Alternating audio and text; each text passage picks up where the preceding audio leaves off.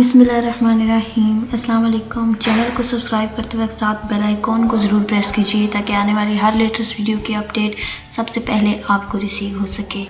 आज के लेक्चर में हम पढ़ेंगे कि बिज़नेस कम्युनिकेशन क्या है और वो 7 C's कौन से हैं बिज़नेस कम्युनिकेशन के। 7 C's जो कम्युनिकेशन के होते हैं वो बहुत ज़रूरी है हमारे हर एस्पेक्ट ऑफ लाइफ में, चाहे वो घर पे हों, हमारे काम पर या हम दोस्तों के साथ हों। वो इंडिविजुअल या वो पर्सन जो इफेक्टिवली कम्युनिकेट कर सकता है उसके पास ये एक बहुत बड़ा एडवांटेज होता है जब वो दूसरे लोगों से डील करता है। तो वीडियो को स्टार्ट करते हैं। Business communication is exchanging information in order to promote an organisations goals, objectives, aims and activities as well as increase profits within the company। Business communication क्या होती है? इसमें हम ये एक प्रोसेस है जिसमें हम इंफॉर्मेशन को एक्सचेंज करते हैं लोगों के दरमियान, चाहे वो विद इन द कंपनी हो या आउटसाइड दी कंपनी। जो इफेक्टिव बिजनेस कम्युनिकेशन होती है उसका पर्पस क्या होता है कि जो भी जो एम्प्लॉयज़ हैं और जो मैनेजमेंट है वो किस तरह से आपस में इंटरेक्ट करते हैं ऑर्गेनाइजेशनल गोल्स को मीट करने के लिए, प्रॉफिट्स को इंक्रीज करने के लिए। जो मेन पर्पस होता है इफेक्टिव बिजनेस कम्युनिकेशन का वो क्या होता है कि जो ऑर्गेनाइजेशनल प्रैक्टिसेस हैं उनको इम्प्रूव करना और जितने भी एरर्स आ रहे हैं ऑर्गेनाइजेशन में उनको रिड्यूस करना ताकि जो ऑर्गेनाइजेशनल गोल सेट किया था उसको मीट अप किया जा सके। Now what are the 7 C's of communication? Completeness, concreteness, courtesy, correctness, clarity, concentration और कंसाइजनेस। ये हमारे पास 7 C's हैं कम्युनिकेशन की। इनको हम 7 C's क्यों कहते हैं? क्योंकि इन सब का जो फर्स्ट लेटर है वो C से स्टार्ट होता है, इसलिए हम इनको 7 C's ऑफ कम्युनिकेशन कहते हैं।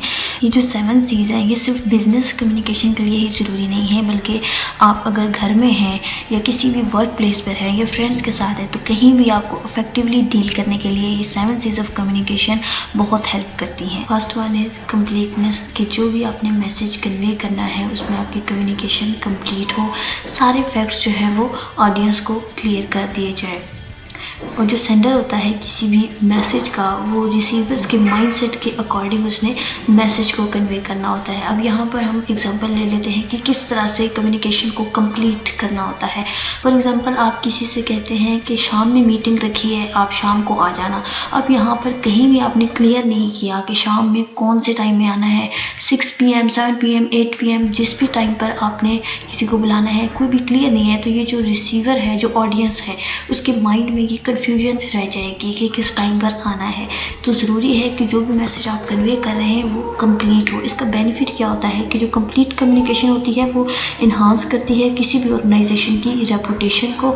इसके अलावा जो आपकी कॉस्ट होती है वो बच जाती है। जो आपकी कंप्लीट इंफॉर्मेशन है अगर वो आपने प्रॉपर तौर पर कन्वे कर दी है, आपको जो एडिशनल कॉस्ट है वो बच जाएगी। क्योंकि अगर आपने कोई कम्युनिकेशन मीडिया यूज़ किया है अपने मैसेज को कन्वे करने के लिए, तो अगर आपकी कम्युनिकेशन कंप्लीट नहीं है तो आपको दोबारा से मैसेज को कन्वे करना पड़ेगा।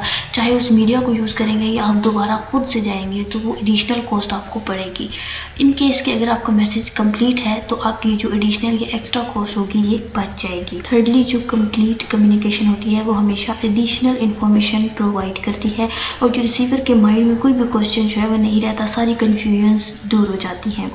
इसके अलावा जो कंप्लीट कम्युनिकेशन है वो बेटर डिसीजन मेकिंग में बहुत हेल्प करती है ऑडियंस की, रीडर के या जो भी रिसीवर होता है, और उसके पास जो डिज़ायर्ड मैसेज होता है वो पहुंच जाता है। इसके अलावा जो कंप्लीट कम्युनिकेशन होती है वो परसुएड करती है ऑडियंस को। सेकंड है हमारे पास कंसाइजनेस। कंसाइजनेस मीन वर्डीनेस, कि आपने सिर्फ मतलब की बात करनी होती है, बस टू द पॉइंट बात करनी है। जो फालतू के वर्ड्स यूज़ होते हैं जिन्हें हम फिलर वर्ड्स कहते हैं वो आपने यूज़ नहीं करने। जिस तरह से बात करते हुए हम बीच में कहते हैं you see, as you know, ये जो डिफरेंट वर्ड्स होते हैं जो हम यूज़ करते हैं जिनका कोई मतलब नहीं होता, तो इनको अवॉइड करना चाहिए। इस सारी चीज़ को हम कंसाइजनेस बोलते हैं। कंसाइजनेस का एक्चुअली में मतलब होता है कि कम से कम टाइम में और कम से कम वर्ड्स में हम अपनी बात को समझा सकते हैं, उसको हम कंसाइजनेस कहते हैं। इसका बेनिफिट क्या है कि ये आपके लिए और जो रीडर होता है या लिसनर, जो भी रिसीवर होता है, ऑडियंस होती है, उसके लिए टाइम सेविंग होता है। इसके अलावा ये हाईलाइट और अंडरलाइन कर लेता है जो मेन मैसेज होता है बस उसको, और अवॉइड करता है जो एक्सेसिव और नीडलेस वर्ड्स होते हैं उनको यूज़ करने से। बहुत ही लिमिटेड वर्ड्स में आप अपनी कम्युनिकेशन जो है वो कंप्लीट कर लेते हैं, इसलिए ये ऑडियंस के लिए ज़्यादा अपीलिंग होता है। कंसाइज मैसेज जो होता है वो नॉन रेपिटेटिव होता है नेचर में। क्यों?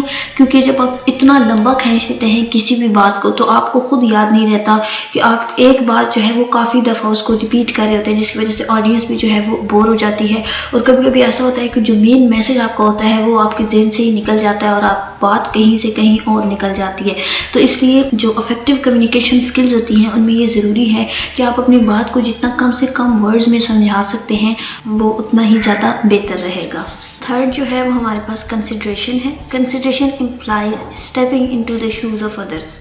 Effective communication must take the audience into consideration, that is the audience viewpoint, background, mindset, education level, etc. इसका क्या मतलब है कि जब भी आप अपने मैसेज को कन्वे कर रहे हैं तो आपने ऑडियंस की जो रिक्वायरमेंट्स हैं उनको दिमाग में रखना है, उनका जो इंटरेस्ट है, जो एजुकेशन लेवल है, जो माइंड सेट है, उनका जो व्यू पॉइंट है उसको माइंड में रखकर आपने जो है वो मैसेज कन्वे करना है, आपने कम्युनिकेशन करनी है।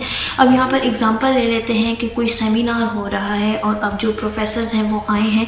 अब अगर उन्होंने बिजनेस से रिलेटेड कोई भी मैसेज कन्वे करना है, कोई भी प्रेजेंटेशन देनी है, तो वो क्या करेंगे कि जो स्टूडेंट्स का एजुकेशन लेवल है, जो उनका इंटरेस्ट है, अगर उसके अकॉर्डिंग वो देंगे प्रेजेंटेशन तो स्टूडेंट्स को कुछ समझ आएगा। लेकिन अगर वो अपनी एजुकेशन के अकॉर्डिंग जो है वो हाई लेवल का कुछ प्रेजेंटेशन देंगे तो ना तो स्टूडेंट्स को कुछ समझ में आएगा, ना वो उनके इंटरेस्ट के अकॉर्डिंग होगा और वो नहायत ही बोरिंग सी सिचुएशन पैदा हो जाती है। इसलिए जब भी आप कोई मैसेज कन्वे करते हैं, कहीं पर भी कोई भी प्रेजेंटेशन देते हैं, तो ये इफेक्टिव कम्युनिकेशन स्किल्स के लिए ज़रूरी है कि जो भी आपकी ऑडियंस है, जो रिसीवर है, उनका जो माइंड सेट है, जो एजुकेशन लेवल है और जो उनकी रिक्वायरमेंट्स हैं उसके अकॉर्डिंग आपको मैसेज कन्वे करना है। आपने इस बात का ध्यान रखना है जो ऑडियंस है उसकी सेल्फ रिस्पेक्ट मेंटेन रहे और उनके इमोशंस जो है वो हर्ट ना हो। फोर्थ वन इज़ क्लैरिटी, कि जो भी मैसेज आप कन्वे कर रहे हैं वो क्लियर होना चाहिए।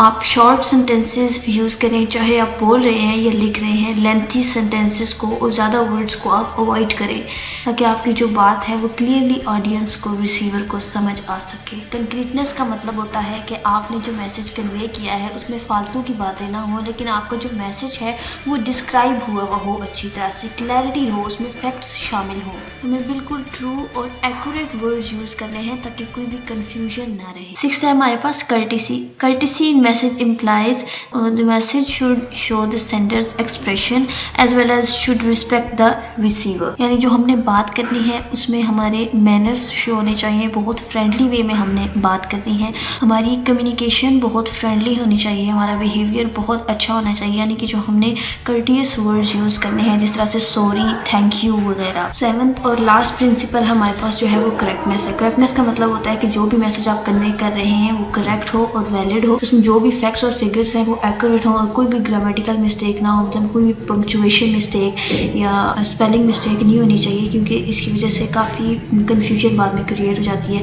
अगर आपने कोई एग्रीमेंट साइन किया और उसमें बजट आपने $1000 लिखना है और आपने अगर $100 लिख दिया है तो ये सिर्फ एक ज़ीरो की जो मिस्टेक है वो बहुत कन्फ्यूजन जो है वो बाद में क्रिएट करती है। Always proof read your work before presenting it. कोई भी वर्क जब आपने प्रेजेंट करना है तो उससे पहले उसकी एक दफ़ा प्रूफ रीडिंग कर लेना बहुत ज़रूरी होता है। If you are aware of all these 7 C's of communication, you are able to effectively communicate and deal with people. It is all about today's lecture. Hope you understand it well. If you like the video, give a thumbs up and don't forget to share it with your class fellows, your friends. Thanks for watching. Allah Hafiz.